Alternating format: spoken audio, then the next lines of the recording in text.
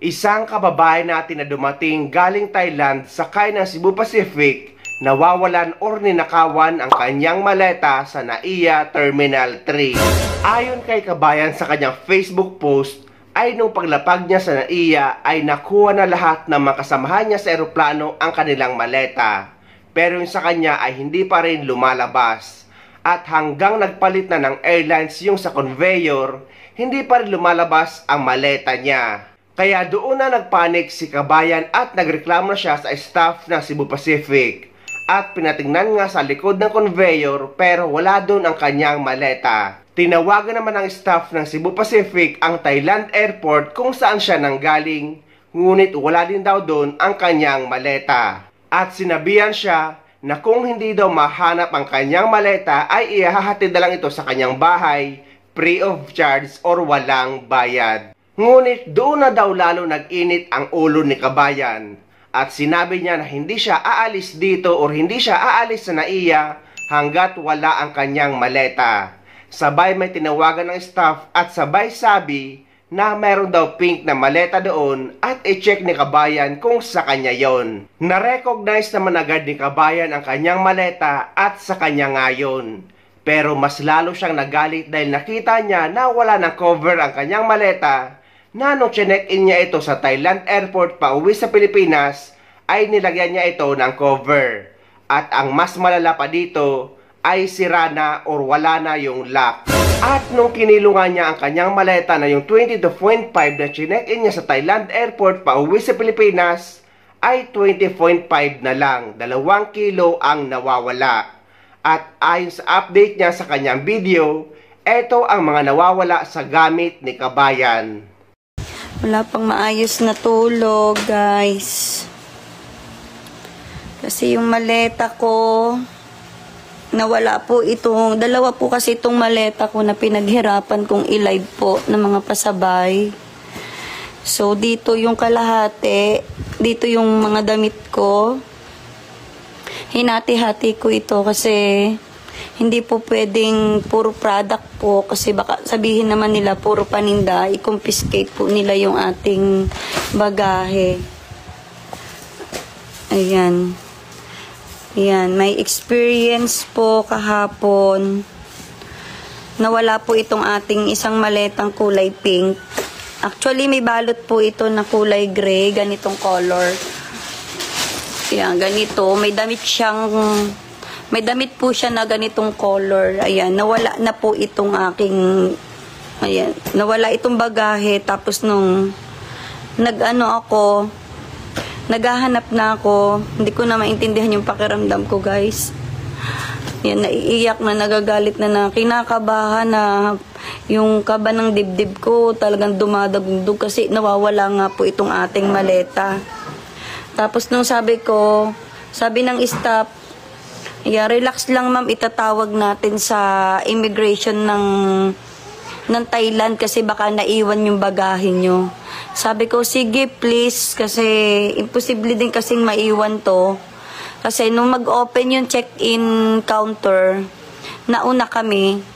Siguro hindi naman kaunahan, siguro may pang 12 kaming nakapasok na doon sa loob. So possible, pasok na ito. Hindi na to maiwan kasi nauna na siyang ma-check-in. Ayun, so tinawag sa Thailand, wala, hindi ito naiwan. So, nagpanik na ako kasi nawawala nga yung aking maleta. Yan, nung makita ko, sabi niya, ma'am, ipapadala na lang daw yung yung maleta nyo. If makita po, ayan, pre-charge po sa address nyo. Ayun, doon ako nagtaas ng boses. Gusto kong magwala kahapon sa airport. Sabi ko, hindi po pwede kasi hindi ako aalis dito nang hindi ko dala yung bagahe ko. Kung ilabas nyo yan, kasi kung hindi, magwawala talaga ako sa airport kahapon. So, ayan, maya-maya, may chinat yung staff. Tapos sabi niya sa akin, lumapit, ma'am, may bagahe daw na kulay pink doon. Ayan, tara ma'am, puntahan natin, baka sa'yo yun. Ayun, siyempre, dali-dali ako. Ayun, dasal ako sana, sabi ko. Sa akin na kasi wala na eh. Ako na lang yung natitira na Bangkok na passenger na hindi pa nakukuha yung bagahe. At doon sa conveyor, country ng Negoria yung umiikot doon sa Yes, Cebu Pacific po, Mami Nancy. Ayan, pagtingin ko doon, meron po akong na-post na bukas na po yung maleta ko. Yung nakita ko yung maleta ko, ayan, wala na po yung padlock dito. Tapos, naiba na rin po yung password niya. Naiba na rin. So, kinabahan na ako kasi yung zipper niya nandito ang isa, nandito ang isa. So, magkahiwalay na po yung zipper niya. At wala na po yung damit nito. Kinabahan ako na pagtingin ko, alam ko na tatlo ito na magkakasama dito. Wala na po, iisa na lang natira. So, means, nawawala sa akin ang dalawa ng cream. Kasi tatlo to eh. Alam to ni Doc Diego na tatlo to. Yung 6 kasi, pahabol na yun kay Sir Nomer.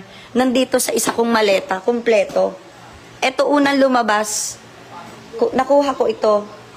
Itong isa, nawawala po ang tatlo kong unang binili. Yan, kay Doc Diego at isa sa akin. Isa sa akin. Bali, dalawa kasi to sa akin. Isa kay Doc Diego, nawawala. Tapos, ang aking pabango kay Doc Janine, ganito, katulad ng kay Ma'am Chari, wala din po. Ayan. Yun ang nawawala sa akin at isa po nito para sa akin. Pero, sa mga client ko naman na ito, wala naman. Kumpleto naman to kay Mami Ada at saka kay Ma'am Len. Ayan, kumpleto naman sila. Yung sa akin ang nawawala. Then, wala po ang isa kong ganito. Bali, 3 piraso at 2 po ng serum. Ayan, hindi ko pa na-check ang iba. So, natandaan ko lang yung maraming kuha sa akin. Ayan, si Doc Janine. Basta dito sa bagaheng ito, wala. Ano pong action ng Cebu Management? Nung nag-complain ako, Mami Nancy, syempre hindi ko na maisip kung mag-complain ba ako kasi ang nasa isip ko kasi yung kabado na ako eh. Sabi ko, makuha ko lang yung bagahe ko. Ayan, nung makita ko masaya na ako eh. Pero nung nakita ko yung yung lock ng ng maleta, nanggalaiti ako sa galit. Tumimbang po ito sa airport. 25 kilos kasi to, guys. Tinimbang ito sa airport bago ako 22.5 po.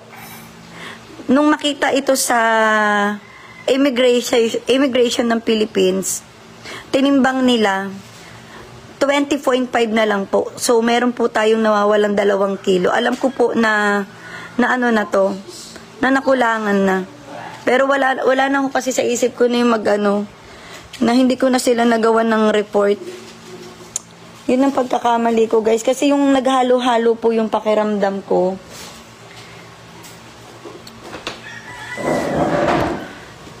Ayan. Dito naman, guys, kay Ma'am Ruth. Ayan. Kay Ma'am Ruth, kay Sir Nomer, 6. 1, 2, 3, 4, 5, 6. Isang pasabay kay Mami. So, wala yung sa akin. Wala yung sa akin at saka yung kay Doc Diego. So, 2 ang nakukulangan sa akin. Madam, ask nyo paano request para makita CCTV footage ng araw at oras ng arrival nyo. Kung ayaw nila, guilty sila. Ayun, so nandito na kasi ako. Hello, Mami Chari. So far naman yung kay Ma'am Chari. Ay, shit. Wala. Ang kay Ma'am Chari ay tama. Okay, kay Ma'am Chari kompleto. 3 to eh. 3 bundle to eh. So, siyam. Hiniram ko lang to kasi ganito ang nawawala sa akin kay Doc Janine. Ayan, ganito. Napicturan ko to kay Doc Janine.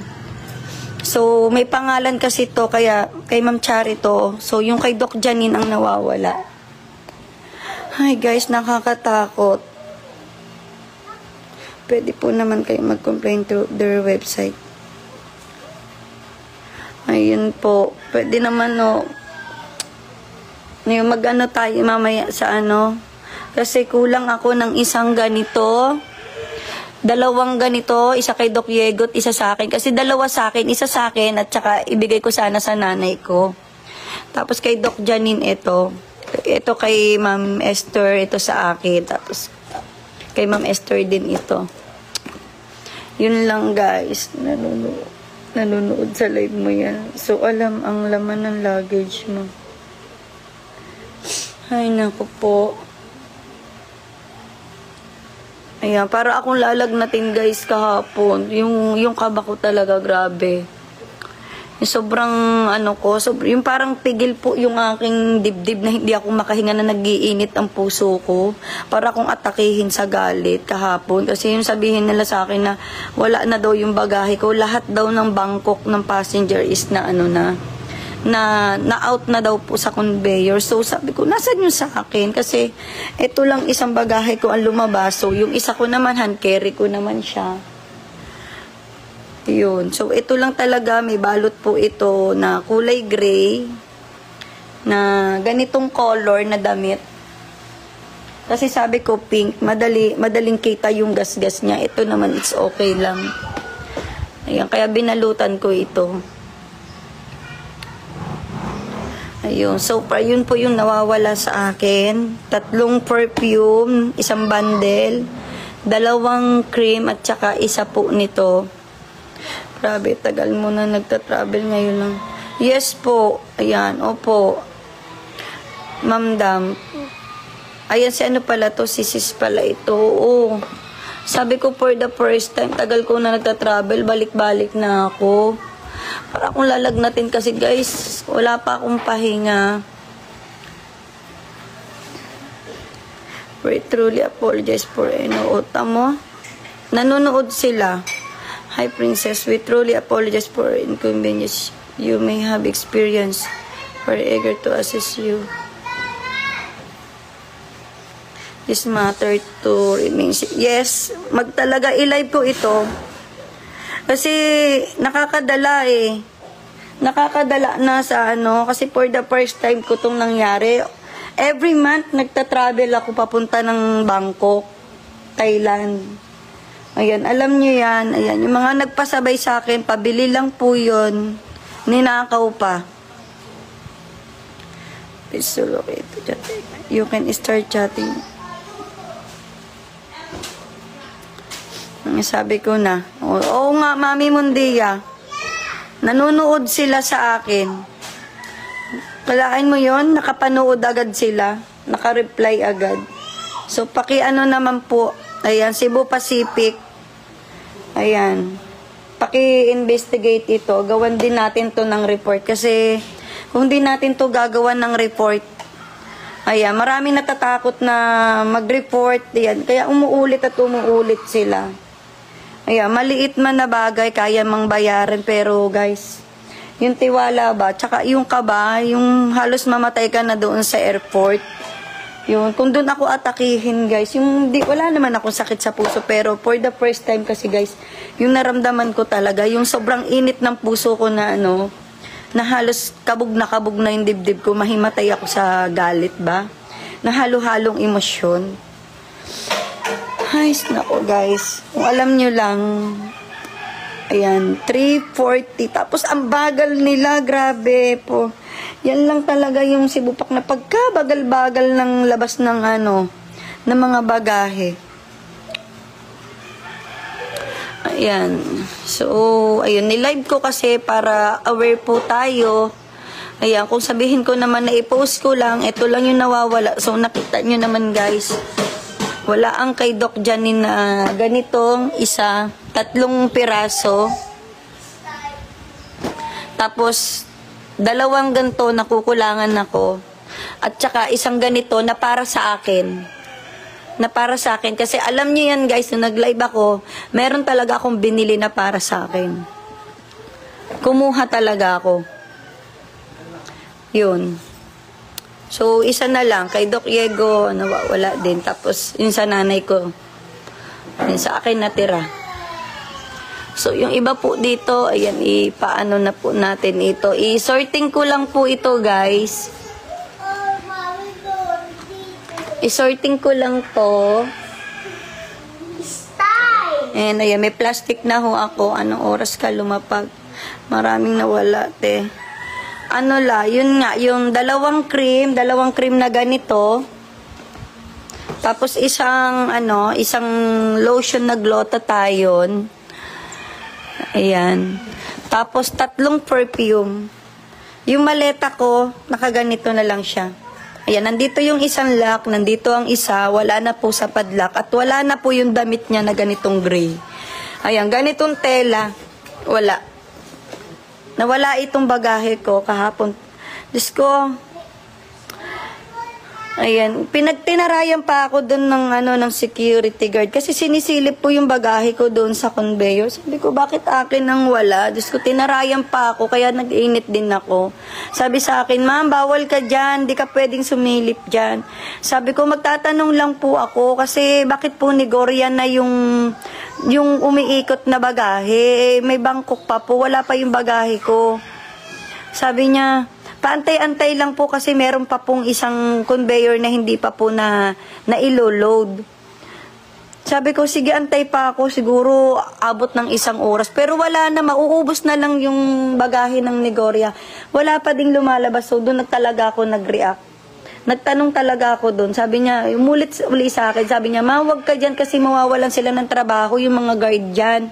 Sabi ko, wala akong pakialam kung wala yung bagahe ko naman dito. Please, pakilabas naman yung bagahe ko kasi kanina pa ako, 3:45 ako lumabas. Umikot ang conveyor ng 4:30.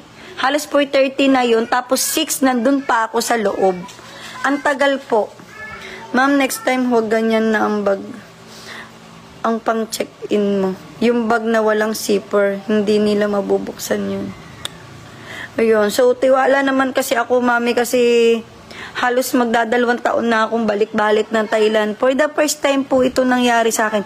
Nung una, kinumpiskate po nila yung Osmo coat ko. Nasa bagahe po yon. Yung Osmo coat, pwede naman yun eh. Pero kinuha po nila yung 10 kilos.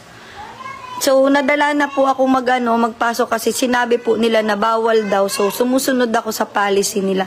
Pero, bakit yung kasama ko hindi naman na-detect? Bakit yung sa akin nakuha 10 kilos? So, yung mga nagpasabay po nun, ayan, dig na lang ako nag-ingay sa post ko, sa page ko. Kasi sabi ko, baka bawal nga talaga. So, baka madami din ba yung iba na nagpapasabay ng mga fertilizer. So, yung sa kanila, wala naman na. Tinatanong ko naman kung nakukumpiskate ba. Hindi daw naman. So, yung sa akin talaga kinumpiskate nila.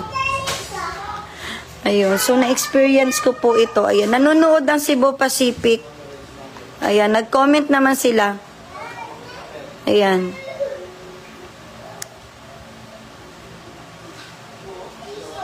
You may have experience. You are eager to assist you in investigating this matter. Yes, please, paki-investigate naman.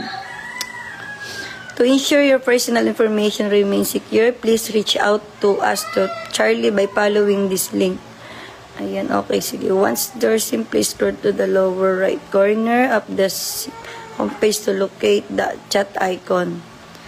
Nalolocate nila. You can start chatting at any time as Charlie. To connect with you, a live chat agent. Thank you for understanding. Ganyan-ganyan lang naman sila. Wala naman din naman yung action na magagawa. Kasi, yung ingay ng anak ko, oh. Ayan, yung anak ko, yan, si Sir Remedio, na-experience niya rin daw po na mawala yung baggage niya.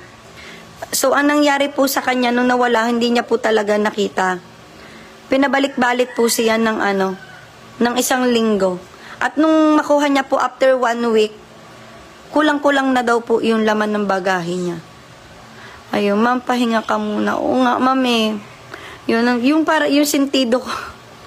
Ayan, yung sentido ko, ang sakit ng sentido ko dito. Kulang pa po ako sa tulog. Grabe yung dibdib ko kahapon. Guys. Ayan. Ayan. So, i-ano ko lang ito, Ma'am Chari, i-sorting ko lang po, ilagay ko sa kanilang plastic din. Kapag may nakapahinga na po ako, dalhin ko na po sa LBC po natin para mapadala na po sa inyo. So, yung ano, i-inform ko lang po yung aking, ayan, si Doc Jani, Doc Diego, sino pa yung nawalan, yung sa akin, yun lang naman po. Ayan, inform ko lang po na nawala. So, syempre, hindi naman... Ayan, so, pabili lang po yun. Ayan, so, makakapagbayad pa tayo ba ng ano, ng nula sa oras. Diba? So, madadala naman ng ating kliyente na magpasabay ba. Kung lagi silang ganyan, may mawawala. So, guys, ayan, so, i-ano ko lang. Ayan, sorting ko lang po muna ito, then rest po muna ang tinderella nyo. Yan ang administration ni BBM. Walang takot na gumawa ng masama ang gobyerno ngayon dahil walang ngipin si BBM. Bangag. Correct po, Ma'am Dara. Ayan. Nung kay Duterte, di ba ang ayos naman? Wala namang nawawalang mga ano. Yan. Nawala na yung mga magnanakaw dyan eh. Ngayon, bumalik na uli sila. Katakot sila, guys. Ayan po. For the first time ko pong ma-experience. Ayan. Yung dati nanonood lang ako, nababalitaan ko, ay ala, ganun pala, ganito, ganyan. Ayan. Yung talagang naramdaman ko yung sa akin talagang yung na-experience ko. Hala, ganito pala yung pakiramdam na ano, na mawala yung bagahe mo, na tapos pag makita mo, na bukas na. Diyos ko, hindi pa yata nila ito ilabas. Pabalikin pa nila ako after 1 week. Ayan. Tapos ang sabi nila, ano, kung makita nila yung bagahe ko, ipapadala po nila dito sa aking address. 4 na oras po yung layo ko from Manila. So, dito po yung location ko, Tayabas, Quezon pa ako. Hello, Doc Ronnie. Ayan, na-experience ko po mawala yung bagahe ko. Nung makita ko, kulang-kulang na po. Ay, nako, katakot. Yan, so, awa naman ng Diyos. Yan, nakita po natin kahit papano at yun lang.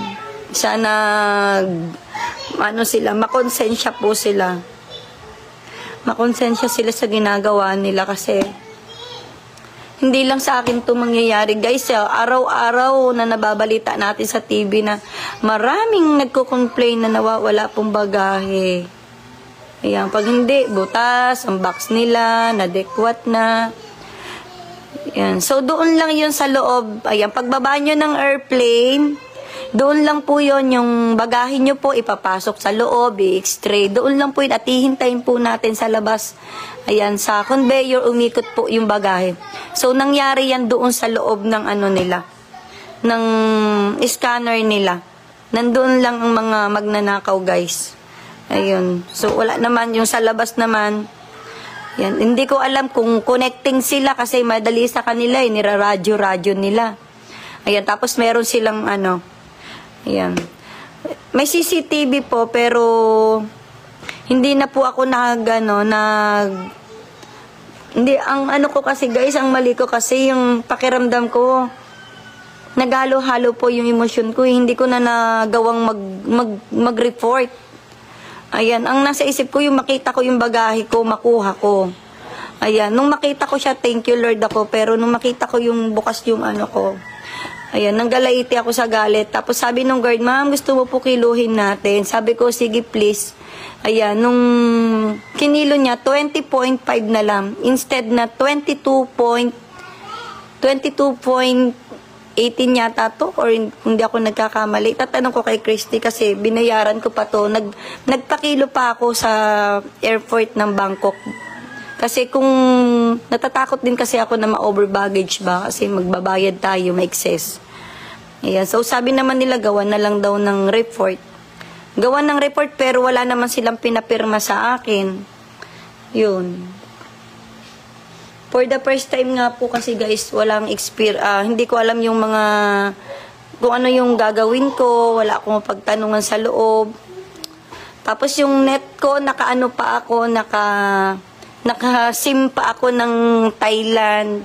Yun, nag-ano ako, wala akong data, need ko pang magpa-load, grabe. Para po makapag-data man lang sana ako ba. Ayos guys. Ayun. So sa mga magta-travel dyan, ayan, ingat-ingat po tayo kasi hindi talaga maiwasan. Ang dami po nila.